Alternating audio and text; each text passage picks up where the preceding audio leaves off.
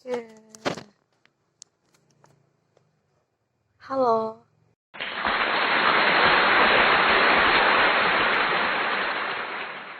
Assalamualaikum warahmatullahi wabarakatuh. Perkenalkan, nama saya Amelia Nurlela dengan NIM C24191003 dari kelompok 5 Biologi Perikanan. Di sini saya akan memaparkan mengenai aspek-aspek materi yang dipelajari dalam mata kuliah Biologi Perikanan selama praktikumnya di satu semester ini. Sebelum berlanjut ke aspek-aspek materi yang akan kita pelajari, baiknya kita mengerti dulu apa itu perikanan. Jadi perikanan sendiri dapat didefinisikan sebagai suatu sistem dan kaitannya dengan interaksinya dengan perairan sebagai habitatnya dan juga penggunaannya oleh manusia sebagai sumber daya alam yang dapat diperbaharui. Biologi perikanan ini merupakan studi mengenai sumber daya ikan yang sangat penting bagi kehidupan manusia serta bagian-bagiannya. Dalam biologi perikanan ini terdapat dua cabang ilmu yang dipelajari, yaitu mengenai natural history dan juga dinamika populasi. Natural history merupakan cabang ilmu yang mempelajari pengetahuan alam dari ikan tentang bagaimana daur hidupnya, sejarahnya, dan juga makanan serta perkembangan populasinya. Sementara dinamika populasi merupakan ilmu yang mempelajari dinamika populasi ikan, mulai dari perkembangan stoknya, kemudian rekrutmen, pertumbuhan, mortalitas, dan sebagainya. Nah, itu tadi merupakan penjelasan mengenai perikanan dan juga pemanfaatannya dalam biologi perikanan. Kemudian kita akan membahas mengenai materi-materi atau aspek yang dipelajari dalam biologi perikanan. Jadi, biologi perikanan ini singkatnya mempelajari 3 aspek utama, yaitu mengenai pertumbuhan ikan, kemudian reproduksi ikan, dan juga analisis tentang makanan ikan. Yang pertama, aspek yang akan dibahas adalah mengenai pertumbuhan. Pertumbuhan sendiri merupakan pertambahan ukuran yang dapat diukur berupa panjang, volume, dan juga bobot yang bersifat kuantitatif dan juga tidak dapat kembali atau irreversible.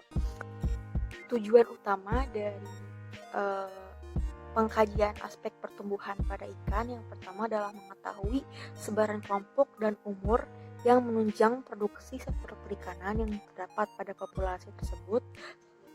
Kemudian tujuan lainnya yang didapatkan dari pembelajaran mengenai pertumbuhan yaitu untuk mengetahui perkembangan yang dialami ikan, seperti misalnya pada parameter panjang, berat, dan juga morfologi ikan. Kemudian dapat juga diprediksi pertumbuhan ikan, faktor kondisi, kelompok umur, serta pola perkembangan populasi ikan yang diamati pada perairan tersebut. Kemudian terdapat beberapa aspek yang diamati dalam pertumbuhan panjang. Yang pertama adalah panjang, kemudian berat, hubungan panjang dan berat, serta faktor kondisi dari ikan yang diamati. Melalui pengamatan dari hubungan panjang, berat, serta hubungan panjang dan berat dapat diketahui pola pertumbuhan. Kemudian selanjutnya parameter yang akan dibahas merupakan parameter dari aspek reproduksi yang berupa TKG, IKG, kemudian seks rasio, fekunditas, dan juga diameter telur. TKG sendiri merupakan tingkat kematangan gonad, yaitu suatu kondisi kematangan gonad yang dialami oleh ikan dan kondisinya berbeda dari ikan. Kemudian IKG merupakan indeks kematangan gonad atau somatic index. Gonad somatic index yang merupakan sebuah indeks yang digunakan untuk melihat tingkat kematangan gonad pada ikan. Kemudian ada seks ratio atau proporsi kelamin, yaitu merupakan perbandingan dari jumlah kelamin jantan dan betina dari satu populasi pada satu perairan. Kemudian terdapat fekunditas, yaitu jumlah telur yang dikeluarkan ketika memijah, dan terakhir merupakan diameter telur, yaitu diameter tengah pada telur yang dapat diukur. Kemudian selanjutnya saya akan membahas mengenai aspek makanan ikan pada materi yang dipelajari dalam biologi perikanan ini. Makanan sendiri merupakan aspek yang penting dalam pertumbuhan ikan karena makanan berfungsi dalam pertumbuhan sel suatu organisme. Makanan sendiri merupakan organisme bahan ataupun zat yang dimanfaatkan ikan untuk menunjang kehidupannya dan perkembangan organ tubuhnya. Makanan yang dikonsumsi oleh ikan akan diubah menjadi energi yang digunakan ikan untuk melakukan aktivitas sehari-hari seperti pertumbuhan, reproduksi, dan juga metabolismenya. Berdasarkan jenis makanannya, ikan terbagi menjadi 3 kelompok, yaitu ikan karnivora atau pemakan daging, ikan herbivora atau pemakan rumput, dan juga ikan omnivora atau ikan pemakan segala. Nah, makanan yang ditemukan dalam ulus ikan ini dapat beragam dan juga dapat diurutkan sesuai dengan prioritasnya. Yang pertama adalah makanan umum yang ditemukan dalam jumlah yang besar dan merupakan makanan yang sering dikonsumsi oleh ikan, seperti misalnya ikan karnivora akan mengkonsumsi daging.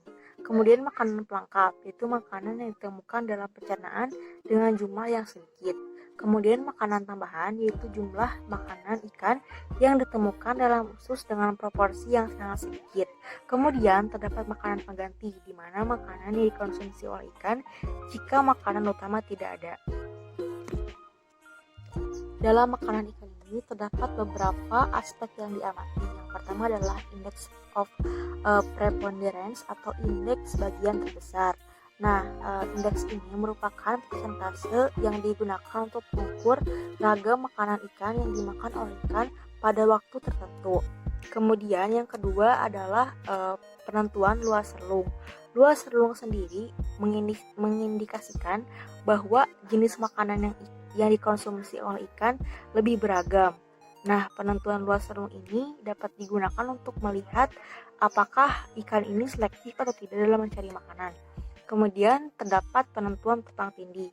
Tumpang tindih merupakan penggunaan bersama satu atau lebih sumber daya makanan yang dimakan oleh ikan dalam waktu yang bersamaan. Kemudian terdapat juga analisis mengenai panjang usus relatif untuk menentukan jenis makanan ikan dan juga hubungan panjang volume terhadap bobotnya.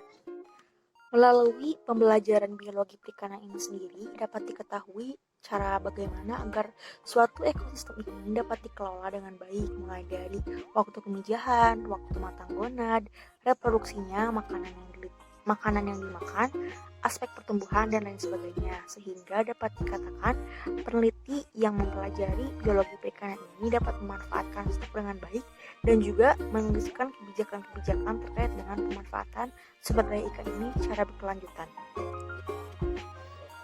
Cukup sekian yang dapat saya sampaikan, lebih kurangnya maaf. Wassalamualaikum warahmatullahi wabarakatuh.